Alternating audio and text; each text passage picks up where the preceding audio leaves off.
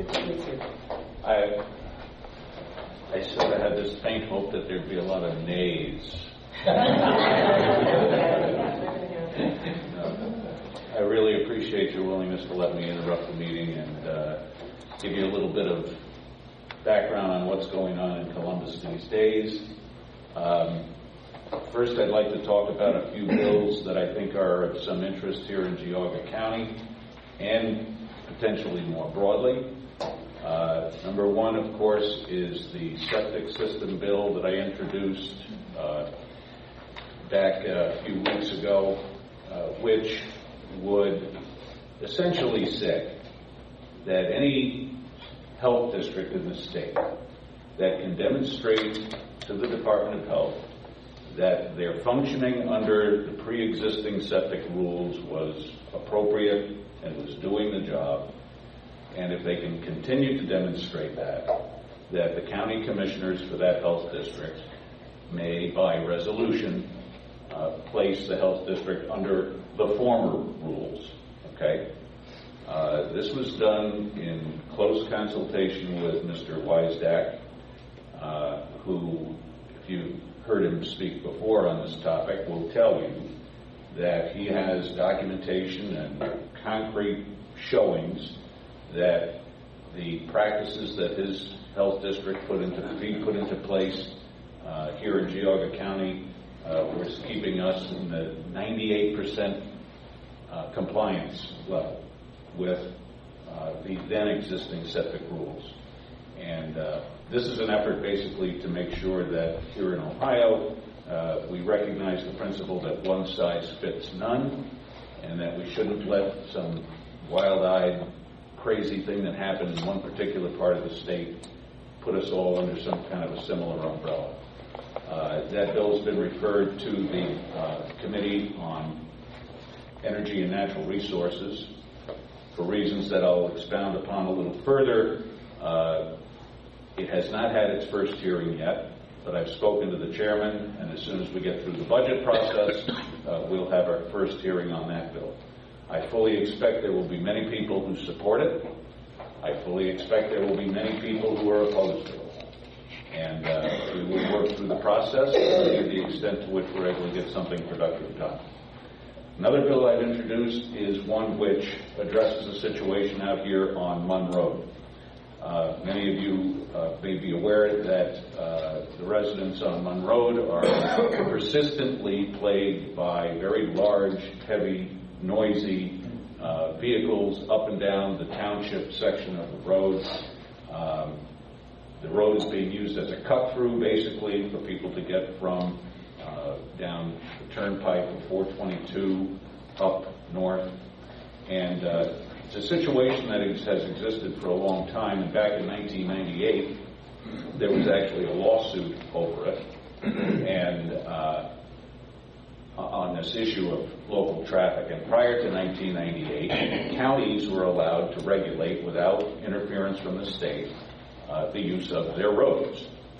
And there was a Supreme Court decision that was rendered in that year that basically said, notwithstanding that the parties all understood that the counties had the authority to do this, the lawsuits generally came up not over whether the county could do it, but how the county did it, the procedures that were followed.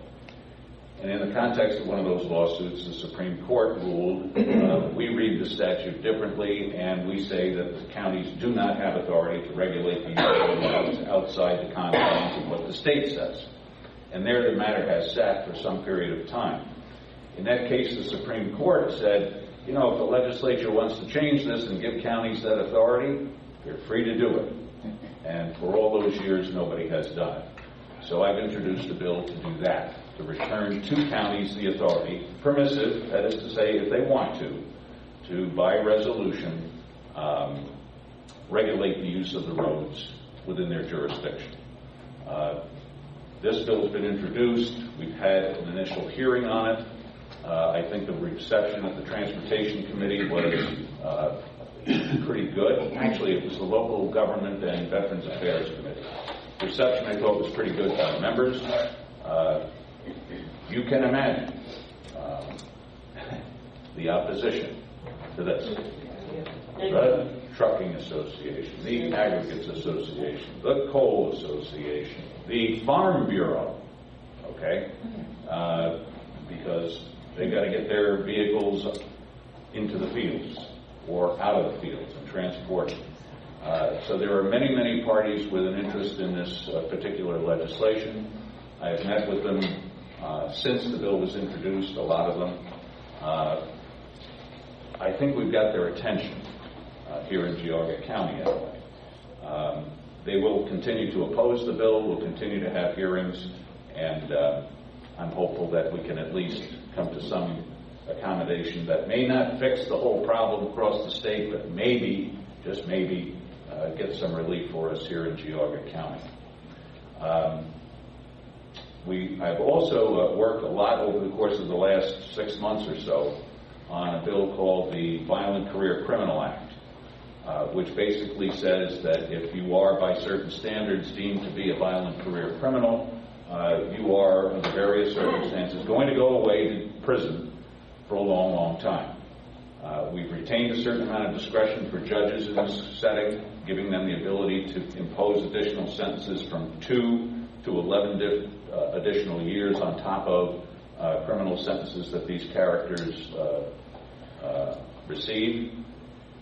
Bottom line is that a very, very large percentage, upwards of 50% of the violent crime in Ohio is committed by substantially less than 5% of the criminals. And it is a featured piece of legislation that was brought to us initially, the idea by the Attorney General, Mike DeWine. And he and most of the county prosecutors with whom I've spoken over the course of the last year think this is a great idea, because all of them tell me, and for example, Vic Biglucci down in Portage County, the county prosecutor down there, has said to me, Senator, if I could put 25 people in this county away for a long, long time, I could reduce the level of violent crimes in this county by 50%. And that's a pretty telling piece of information to me. We've passed that bill out of the Senate. It's over in the House now, and I'm hopeful that they'll look on it as favorably as well. Something that is interesting that I've just undertaken and co-sponsored or jointly sponsored a bill with Senator Jones is something we call the ABLE Act, which is a bill that would create for people with disabilities the equivalent of a 529 plan. I don't know if you know what a 529 plan is. Is a plan you can, in a favorable tax manner, put money away for your children's education.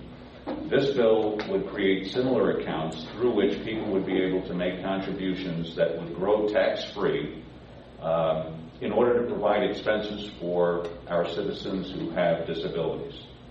And it would permit people to put up to, any individual to contribute up to $10,000 a year to the account, for a total over the life of the account of some $390,000 or $400,000, to be able to pay for ongoing living expenses, including education, for folks in Ohio with disabilities. The problems today, of course, is that when state or federal benefits are need tested, that is to say, they can only be available if the recipient has their assets down here someplace, very low assets. People are forced to spend down their assets in order to qualify for the benefits that are otherwise available to them. This bill would allow these accounts to accumulate and not be counted towards those need-tested benefits here in Ohio. It's a shame when people with disabilities are basically disincentivized, and their families are faced with disincentives to help take care of themselves. And this bill will go a long way towards doing that. There's a companion bill in the House. There seems to be a great deal of support for it. Treasurer Josh Mandel was at the press conference when we announced this bill, and he's very enthusiastic about it. And we're going to appropriate somehow some additional resources to his office, probably, to enable his office to promote these accounts once they're in place and make sure that the community of families and people with disabilities in Ohio are aware of the benefits and are able to execute on them. So that's another effort that we're undertaking. And I would be remiss if I didn't mention Senate Bill 1, our top priority bill this year, which we passed and is now over in the House, which basically sets forth a series of requirements that the agriculture community in Northwest Ohio is going to be obliged to undertake in order to minimize the runoff of phosphates into Lake Erie, which causes the algal blooms that you've all heard about and contributed to the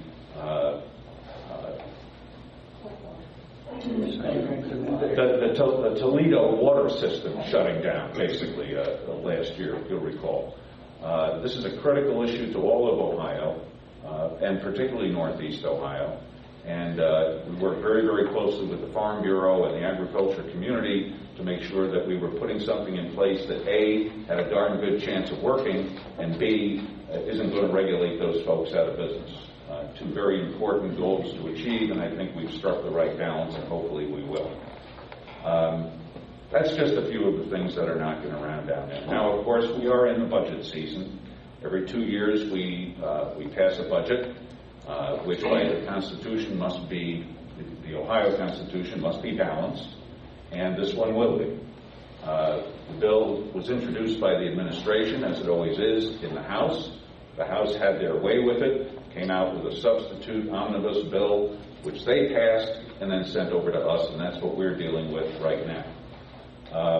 I can tell you that the overarching theme of the administration's proposal was to reduce Ohio's dependence upon the income tax as a means of generating revenue and to increase our reliance upon what they call consumption taxes to fund state operations, meaning things like sales taxes as a primary indicator, with a substantial reduction in the income tax.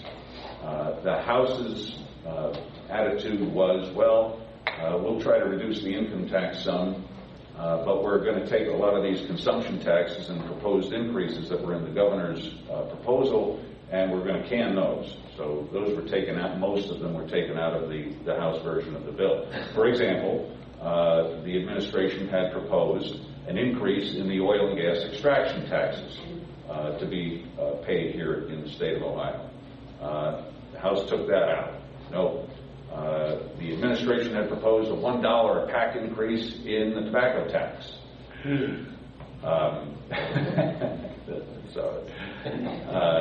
The House took that out. The administration had proposed an increase in state sales tax, and the House has removed that provision as well. What I think we can reasonably expect out of the Senate is a package, just my guess at this point, because we've got about 6 weeks to go before we're done with this, is we're probably going to see some measure of increase in consumption taxes. Smokers are not a very sympathetic crowd. And so it wouldn't surprise me if we saw something of an increase in the tobacco tax to help pay for additional decreases in your income taxes. We have and the other theme of the administration's proposal, and one which I think carried through in the House and is going to carry through in the Senate, is to provide relief to small business here in Ohio. Small business relief. Because we all know, and you know intuitively, if not by fact, that small businesses are responsible for the vast majority of employment in the state of Ohio, and attracting new small businesses is the single best way to grow employment. And that is what we are all about, is jobs, jobs, jobs, and building a thriving economy. And an economy thrives best and fastest from the smaller levels. I hate to say from the bottom up, because there's nothing on the bottom about small business, okay? But figuratively, from the bottom up, on the ground, small businesses, tax relief for those folks and their owners that will help fuel the economy much faster than fueling the pockets of very, very large corporations, who we love as well. And these balances need to be struck. How do we do this? How do we provide the relief to the small businesses without chasing marathon oil across the river into Michigan? or how do we do it without chasing Procter & Gamble across the river from Cincinnati into Kentucky? So these are balances that we're going to try to strike.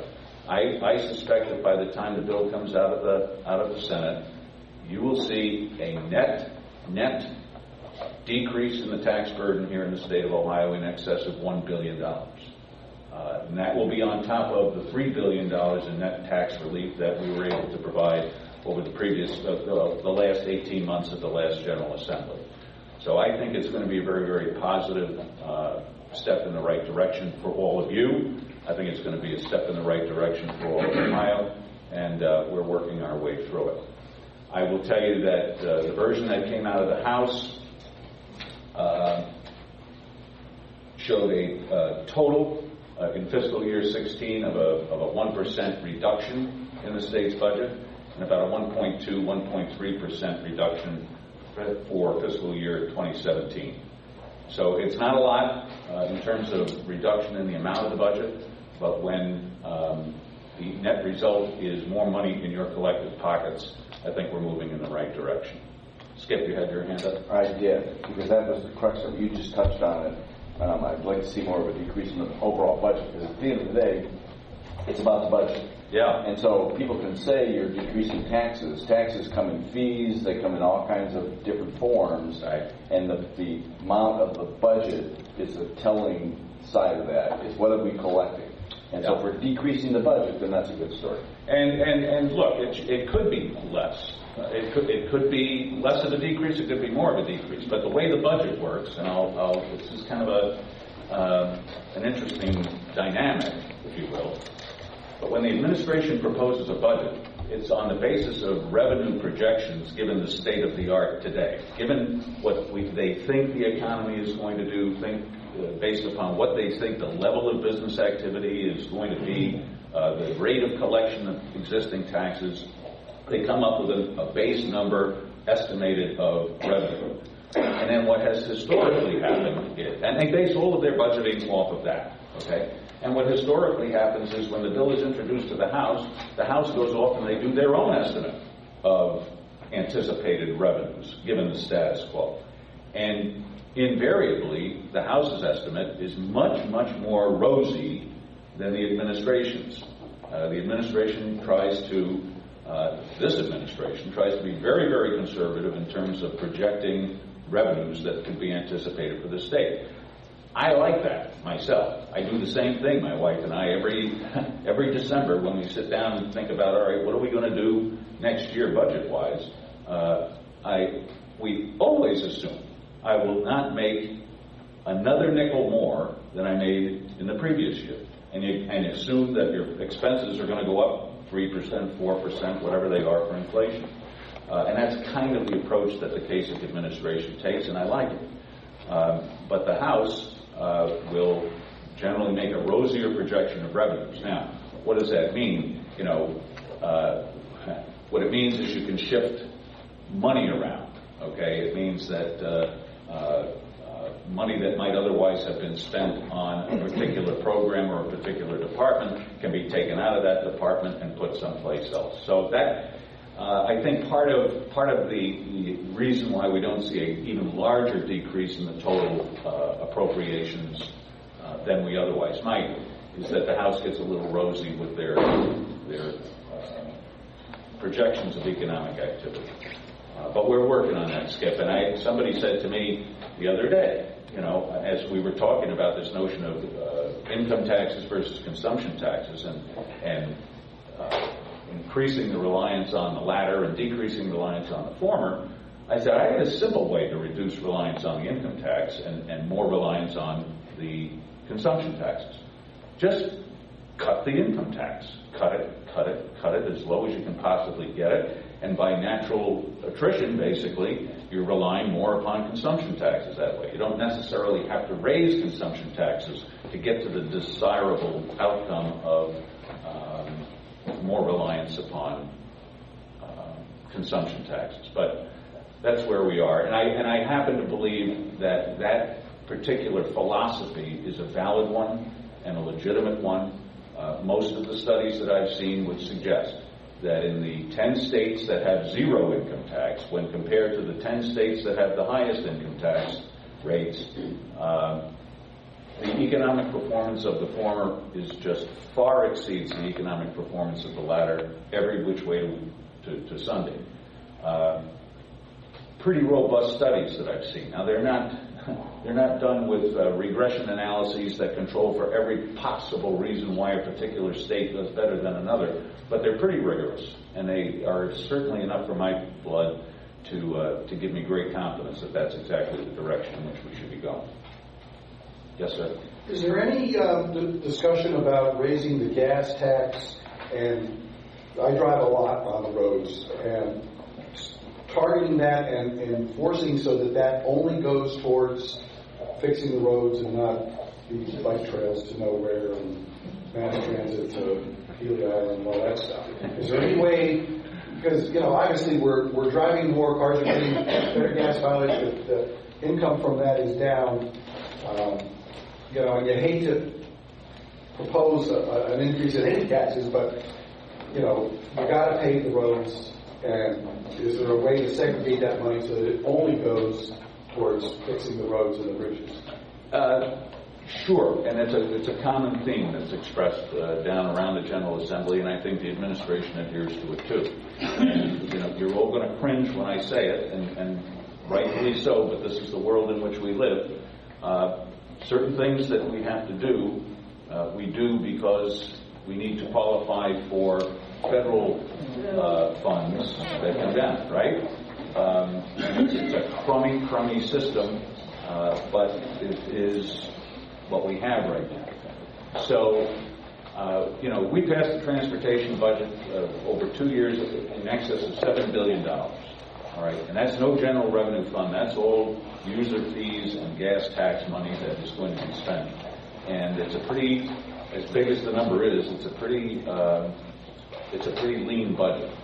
And we tried to get some additional resources into that budget, particularly for bridges.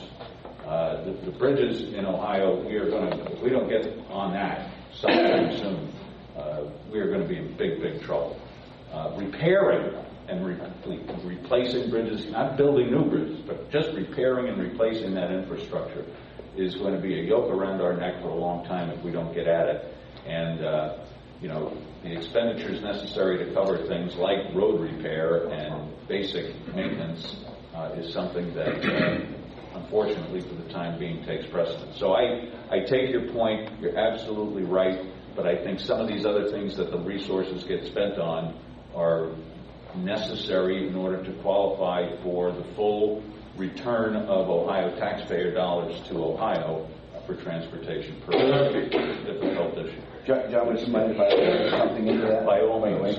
I'm very close to this because I sit on the NOACA board and I see how our dollars are spent and so on and so forth. Everybody knows this is a hot button issue for me. In the state of Ohio, what you said is exactly true. Constitutionally, we cannot spend our money outside of the roads and bridges because that's a constitutional amendment and says that's where the money's got to go. And it's allocated on a very precise formula. And it's available on ohiotax.gov. You can see what the formula is. The counties get so much, the townships get so much, and so on and so forth. I think there's some changes that might be appropriate in that area, and John and I have been talking about that. What needs to change, at least in my estimation, and you can help in this regard, everybody in this room can help, is to reach out to Dave Joyce and our congressional elected officials, because the way that our monies are managed when they come back into the state of Ohio from the federal government is where you start to see the misbehavior in terms of bicycle trails. $1 million a mile for some people. So there's a lot of misbehavior, and NOACA is a 20% overhead. 20% it costs us to manage the money on the federal side. So we need to have more tools at the state side to be able to manage the money that comes in, and there's no oversight at the state side to oversee the NOACAs of the world, the MPOs of the world, and there's a lot of misbehavior within those MPOs.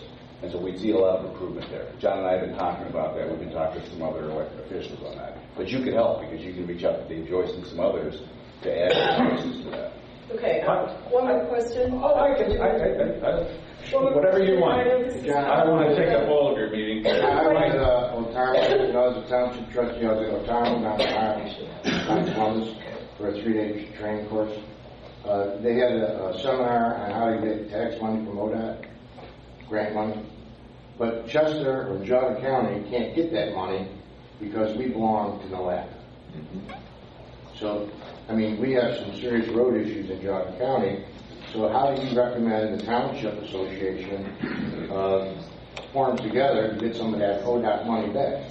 I mean, because they have the grant options, but if you're an MPO, you can't get the money. You said partly some of the magic words yourself, Mike. The Township Association, all right? The Ohio Township Association, when they speak for all, what are there, 1,400, 1,500 townships in Ohio, is a loud voice. If Chester Township or Munson Township or Gallipolis Township approaches the legislature with an idea to do something like along the lines you're talking, you're going to get a lot of people who say, look, you got to show me that this is good for the state and not just good for Chester Township or not just good for Leroy Township up in Lake County. So I think that working through the Township Association on plans like that, the State Township Association, is a good way to go. Okay, actually, there was one question that our secretary had mentioned. A lot of people are asking about the change in the election cycle. Can you speak to that at all? The primary date, Primary? March 15th. Is that in the Senate right now? Not sure. I don't know that we have a bill specifically on that right now. And which one is it? House Bill 153. House Bill, I don't know that that's come over to the Senate yet. Okay. If it has, I haven't talked to anybody about it. But I'll look into it if it's all right with you and get word back through the chair in terms of where that stands. But, there's this great push in primary season to try to get your primary as early as you can so that you can be sort of out front there. It has to do with, when various things have to be filed and timing with midterm elections and that sort of This is thing. actually pushing it back a week. Yeah. We have some candidates who are circulating petitions right now, and we want to make sure under filing deadlines and getting the petitions in from December 9th to the following week, what's going to happen. I have every confidence that will be done one way or the other and some certainty provided well in advance of that. I share your concern on that. All right. Thank you very much, Senator. Well, you're very welcome. Thank you.